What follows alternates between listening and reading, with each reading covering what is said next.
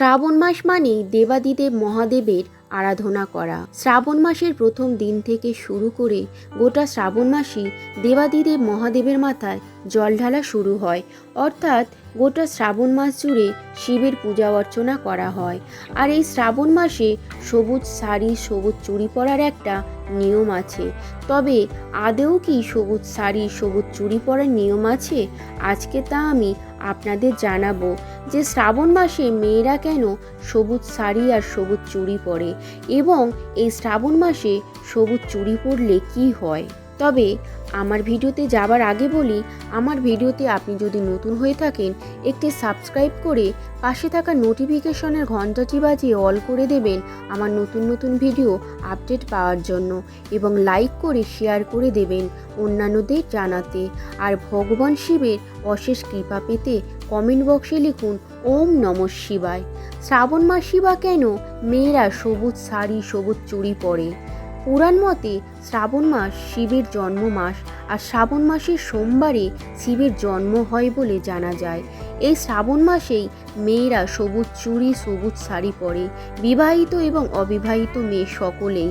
তবে এটা কিন্তু শুধুমাত্র বিবাহিত মেয়েদের জন্য সবুজ শাড়ি, সবুজ চুড়ি পরার নিয়ম আছে।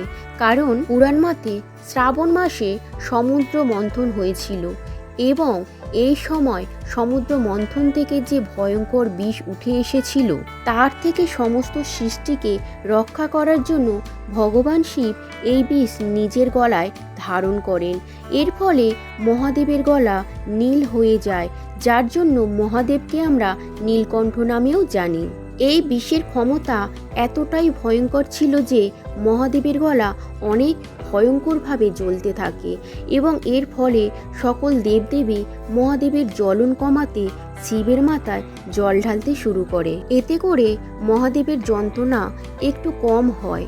তখন থেকেই এই শ্রাবণ মাসে যারা জল ঢালে তাদের প্রতি বাবা মহাদেব বেশি প্রসন্ন হয় এবং এই মাসে আরাধনার পাশাপাশি সবুজ চুড়ি এবং মেহেন্দি পরার হিড়িক দেখা যায়। কুমারী মেয়ে থেকে বিবাহিত মেয়েরাও কামনা করে একটাই, মনের সকল ইচ্ছা যেন পূরণ হয়। আরও একটি কারণ হলো পুরাণ মতে এই শ্রাবণ মাসে শিবের জন্ম মাস, আর শিবের অত্যন্ত প্রিয় মাস হলো এই শ্রাবণ মাস। সতীর দেহ ত্যাগ করার পর দেবী পার্বতী রূপে জন্মগ্রহণ করেন এবং শিবকে স্বামী রূপে পাবার জন্য কঠিন তপস্যা করতে থাকে। সবুজ নির্জন স্থানে সবুজ বস্ত্র, সবুজ চুড়ি, সবুজ অলঙ্কার পরে দীর্ঘদিন কঠোর সাধনা ও তপস্যা করেন। দেবাদিদেব মহাদেব পার্বতীর কঠোর তপস্যাতে মুগ্ধ হয়ে দেবী পার্বতীকে এই শ্রাবণ মাসে বিবাহ করেন। সবুজ রং শান্তি ও মুগ্ধতার প্রতীক, তাই দেবী পার্বতী সবুজ শাড়ি ও সবুজ অলঙ্কারে নিজেকে সাজিয়েছিলেন। এই কারণে বিবাহিত মেয়েরা যদি এই শ্রাবণ মাসে সবুজ বস্ত্র, সবুজ অলঙ্কার পরে থাকে তাহলে তাদের বৈবাহিক জীবন অনেক সুখের হয় এবং স্বামী সন্তানের মঙ্গল হয়।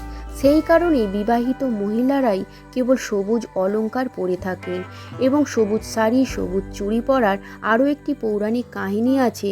কোনো একটি কারণে দেবী পার্বতী বাপের বাড়ি না যাওয়ার কারণে দেবী পার্বতী কিছুদিন রাগ করেছিলেন। সেই সময় দেবীর রাগ ভাঙাতে এই শ্রাবণ মাসেই স্বয়ং দেবাদিদেব মহাদেব নিজে গাছ থেকে সবুজ পাতা তুলে সবুজ মালা, সবুজ চুড়ি তৈরি করে দেবী পার্বতীকে দিয়েছিলেন দেবী পার্বতীর মানভঞ্জন করতে, এবং দেবাদিদেব স্বয়ং দেবী পার্বতীর হাতে এই শ্রাবণ মাসে সবুজ পাতার চুড়ি পরিয়ে দিয়েছিলেন পার্বতীর হাতে। সেই থেকে বিবাহিত মেয়েরাই এই শ্রাবণ মাস পড়ার আগের দিন অর্থাৎ আষাঢ় মাসের সংক্রান্তির দিন সবুজ চুড়ি পরে থাকে গোটা শ্রাবণ মাস জুড়ে। তবে এখনকার দিনে অবিবাহিত মেয়েরাও সবুজ চুড়ি পরে থাকে। তবে এই সবুজ চুড়ি পরার কিছু নিয়ম আছে। এই সবুজ চুড়ি পরার সময় এও স্ত্রীকে চুড়ি দান করতে হয়। সবুজ চুড়ি পরলে গোটা শ্রাবণ মাসেই পরে থাকতে হয়। এই সবুজ চুড়ি পরলে গোটা শ্রাবণ মাস নিরামিষ খাওয়ার নিয়ম আছে। এই শ্রাবণ মাসে সবুজ বস্ত্র বা সবুজ চুড়ি কোনো বিবাহিত মহিলাকে দান করলে বিবাহিত জীবন অনেক সুখের হয় এবং মঙ্গলময় হয়ে ওঠে।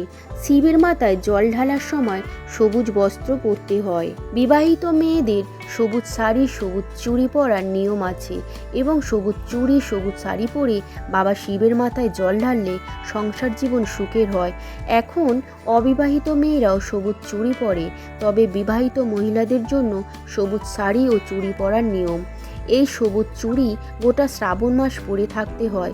শ্রাবণ মাস শেষ হলে এই চুড়িগুলো সযত্নে রেখে দিতে হয়।